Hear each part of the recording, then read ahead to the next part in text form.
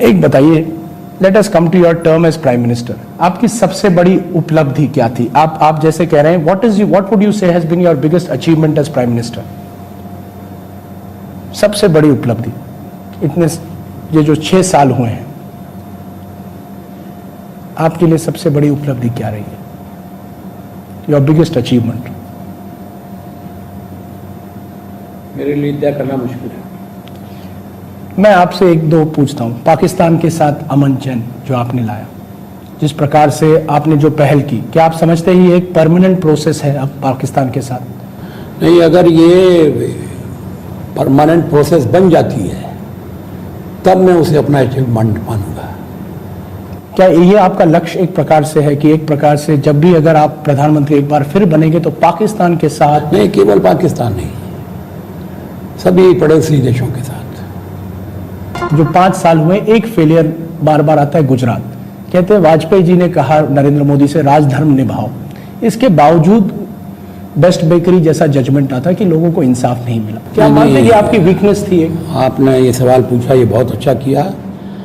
जब मैंने गुजरात का हत्याकांड देखा पहली दफ़ा, तो मैंने उसकी निंदा की थी। मैं कैंप में गया था, मेरा भाषण मौजूद है, लेकिन तब तक मैंने जो हिंदू जिंदा जलाए गए थे उसकी तस्वीर नहीं देखी थी।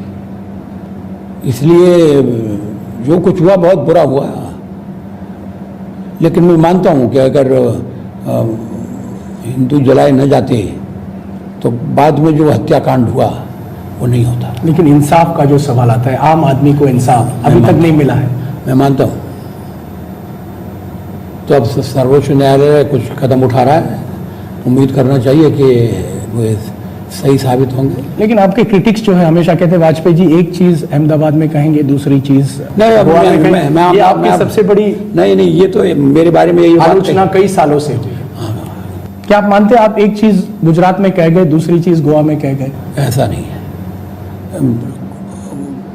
गुजरात में जब मैंने देखा तब तक मुझे पता नहीं था कि इस तरह से हिंदू जिंदा जलाए गए हैं, और इसलिए जब मैं गोवा पहुंचा तो पहली दफ़ा वो बात मेरे सामने लाई गई। पहले मैं समझता था कि दंगा हुआ है, कोई हिंदू मुस्लिम मरे हैं, लेकिन जिस तरह से जिंदा जलाए गए हैं, जब वो तस्वीर मैंने देखी तो मुझे लगा कि ये तो बहुत ज़्यादा अन्याय हुआ है। कैसे लगता है जब लोग 1942 आपके नाम पर even they attack you on 1942, how do you feel? मुझे पीड़ा होती है। मैं तो जब से चुनाव लड़ रहा हूँ तब से 1942 मेरे साथ लगा हुआ है, जबकि सारी दुनिया जानती है कि 1942 में मेरी कोई ऐसी भूमिका नहीं थी जिसके लिए मुझे शर्मिंदा होना पड़े। पर आपने कभी सोचा था कि आप पब्लिक लाइफ में इतने साल रहेंगे, इतना आपका you will have such a big image in public life? Did you ever think about it in 57?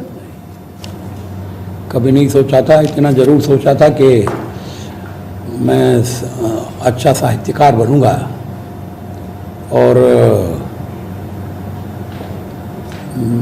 मेरी कविताएं पढ़ी जाएंगी।